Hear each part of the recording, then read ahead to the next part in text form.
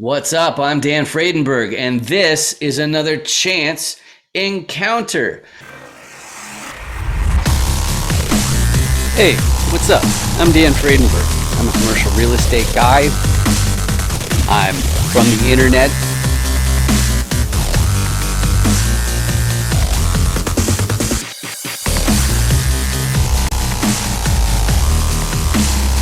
Power lines that are just kind of close. What's up again? This is Dan Fredenberg.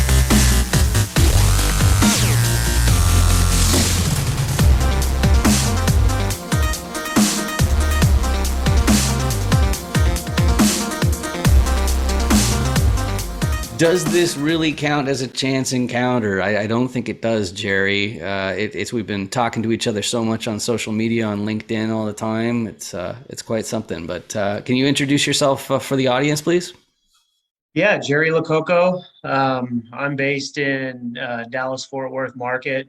I'm an industrial real estate broker. Primarily, that's my main position. And so I work with Paladin Partners. And those that are on LinkedIn specifically probably know Conrad Madsen. I work with Conrad, and been here for a year. Got an interesting background, I think. I grew up in commercial and residential construction, and owned a construction company for a number of years, and sold that. Went to law school, and I've been a broker for about 8 years now.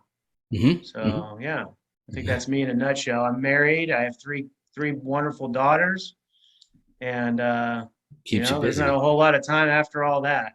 Right, exactly. And for those of you who haven't seen a chance encounter before, the way it works is I have commercial real estate investors on the show, and then I go through the 5 different motivations for wanting another commercial acquisition.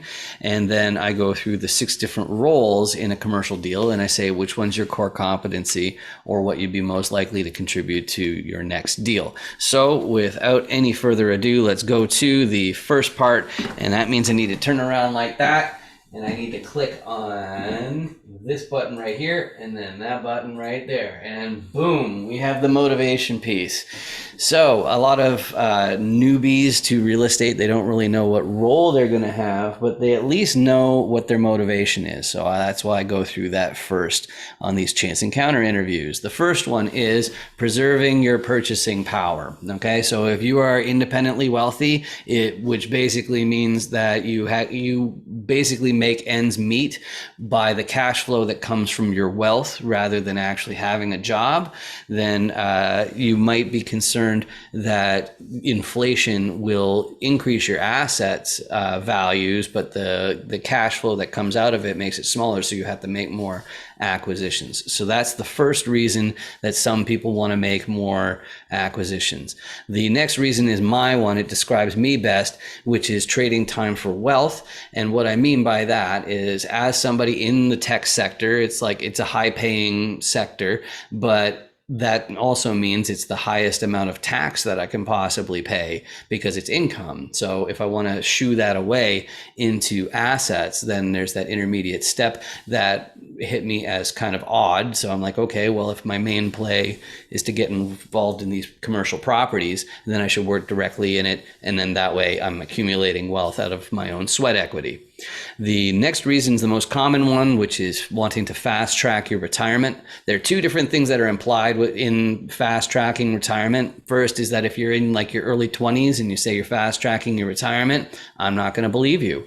But the other thing that is implied in there is that there's some sort of end in sight. So maybe once you're an accredited investor or something like that, you'll move somewhere where the cost of living is very low and just rest on your laurels. But that's different from the next group of people who are super duper ambitious. They're always going to be hustling. They want to buy their entire hometown and probably the next town over.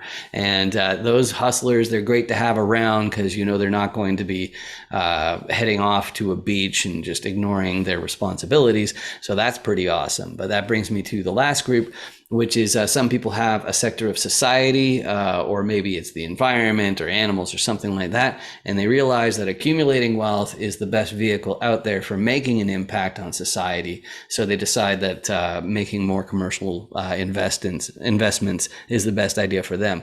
So Geri, what sort of combination of those motivations do you think most closely describes your situation?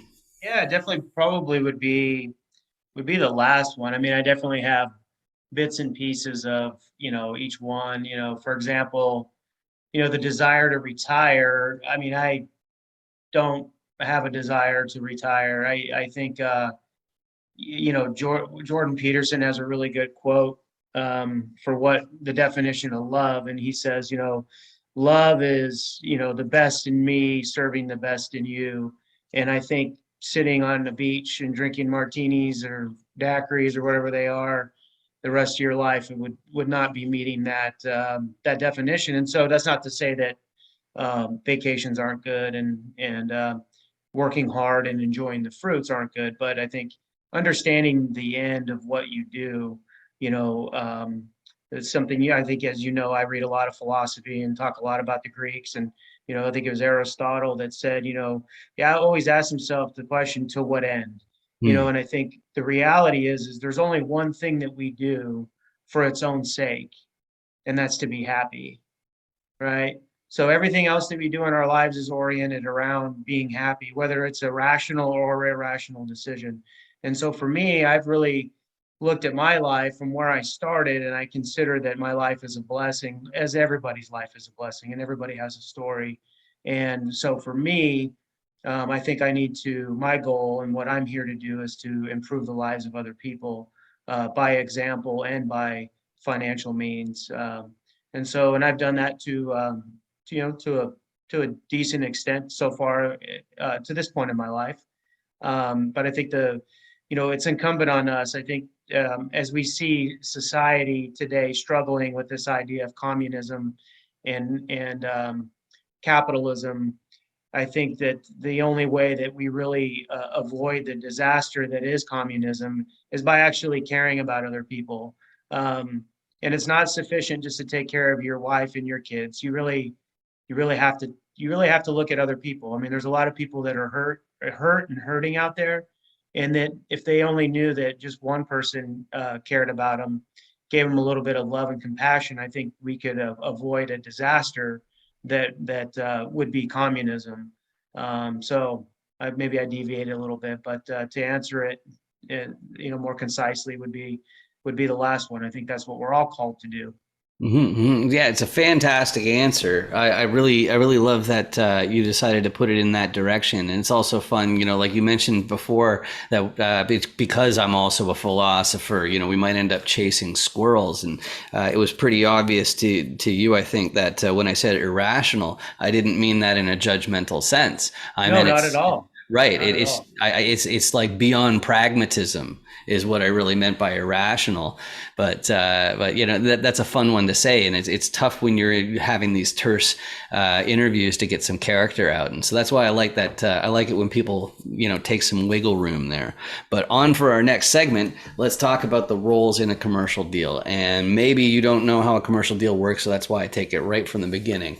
So the first group is a repositioner. Okay, those are the people who are looking at a lot of different deals. That's why I got lots of different pictures, and then they do a bunch of paperwork. Okay, but what they're looking for is they're looking for a property that has some upside. In other words, they have to underwrite the property, they have to do the math to find out if the business actually makes sense, and they have to find a way to make it where that property is making more money than it is right now. And the two main ways they get upside are more efficient operations, okay, so deducting different costs, like reducing costs. And then the other thing about operations, I have the money going down here to indicate that bookkeeping is part of operations, marketing to keep your it's actually the leasing out of the leasing agent role, and the marketing to get more get that vacancy rate lower. Those are some of the basic ways in operations that a repositioner can find upside.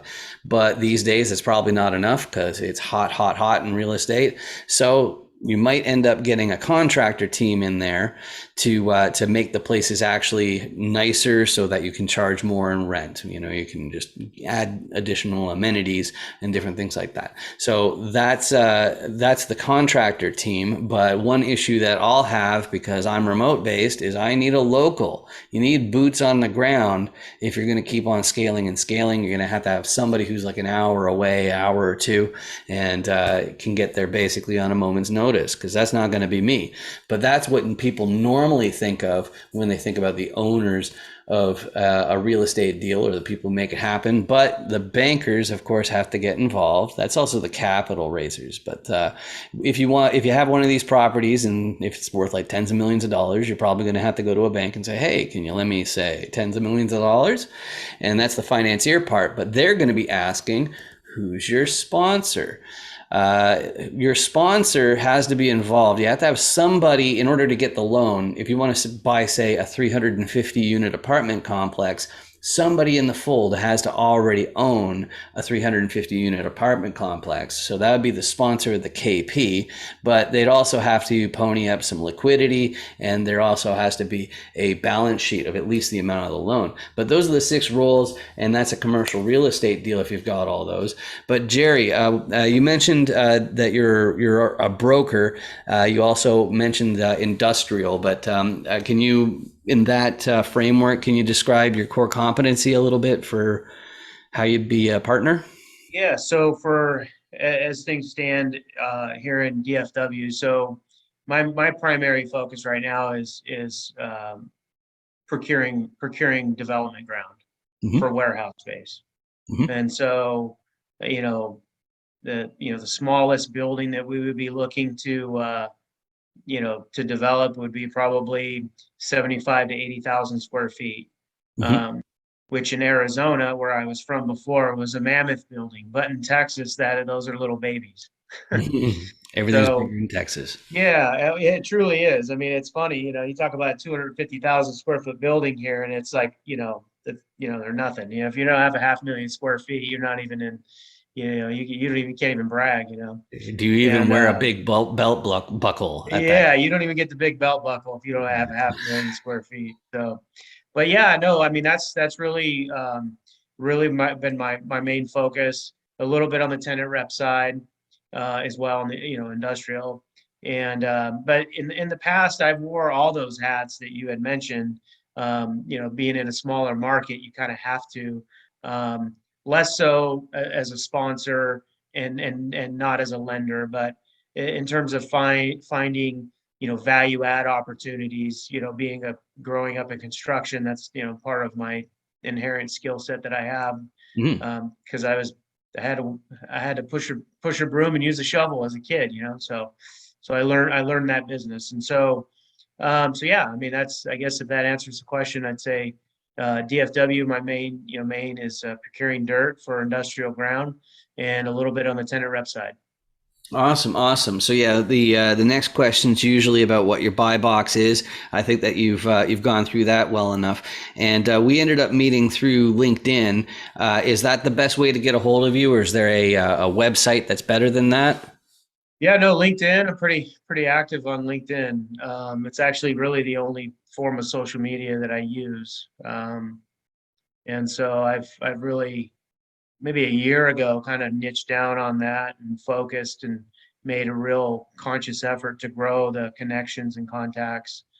And so yeah, you can find me there, Jerry LoCoco Awesome. JD. Awesome, awesome. And as far as one thing that I find is really amazing about commercial real estate is people are so helpful because it's multifaceted, and nobody is going to be all of them any of the time. But as far as you personally, like, who can you help more than anybody else in real estate? And don't entice investors, because that's against the law. Yeah, I mean, it would be, if you own land that's zoned, either has the existing zoning or part of the comprehensive plan or general plan, depending on where you're at, that could be potential for warehouse space. We can definitely help you determine what the market value is. I mean, since I've been in DFW, I've seen land go from and obviously the devil's in the details, but you know, $5 a square foot to over 20 in less than a year. So if you're a seller of land, a lot of and I've dealt with this a lot, the for sale by owner people, they say, well, this is easy to sell it. And it might very well be easy to sell it. But in a market that's moving so fast like this one, if you don't hire a professional, you could be leaving a lot of money on the table. Right, right. Yeah, that makes a lot of sense. So that's a good reason to reach out. And I have one more thing, which is for the audience, which is you and the camera right there, which is if you look over under my hand here, there's a red button. It says subscribe, and it makes people angry, especially me. So if you click on it, it'll turn gray and it won't make people angry. And what it means is that YouTube ends up paying me for these videos instead of me. So that's much, much better. So please do that. It costs you nothing. And it just means that my videos might show up on your list of suggestions if you're ever inside the app, but you've done me a huge favor by doing that. And just like that, Geri, you've also been really awesome for joining me today. Thank you so much. Thank you for having me. I appreciate it. Awesome. Awesome.